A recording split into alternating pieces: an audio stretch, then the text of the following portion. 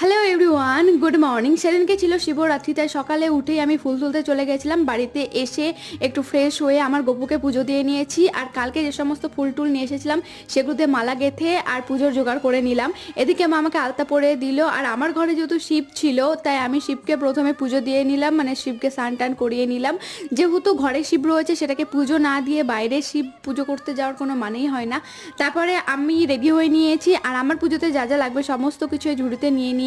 রাস্তায় যাওয়ার সময় দেখছি একেবারে ব্যান্ড বাজনা নিয়ে জল আনতে যাচ্ছিল। আর এদিকে আমি মন্দিরে পৌঁছে গেছিলাম। এটা আমার চতুর্থবার শিবরাত্রি। এর আগে আমি 3বার দিয়েছি, কোনো বার আমি এত ফাঁকা দেখিনি। এই প্রথমবার এত ফাঁকা শান্তিতে আমি পুজোটা করলাম। আর এখানে পুজো হয়ে যাওয়ার পরে আমরা বাড়ি আসার সময় নেমেছিলাম আমাদের জুংলাদাহের মন্দিরে। সেখানেও একটা শিব ছিল, কিন্তু এখানে শিবের মাথায় জল ঢালা কোনো রকম আমাদের প্ল্যানিং ছিল না। তারপরে বাড়িতে এসে আবার শিবের মাথায় জল দিলাম, এক গ্লাস জলকে উপোস ভঙ্গ করলাম। তোমাদের সাথে দেখা হচ্ছে পরের ভিডিওতে। বাই।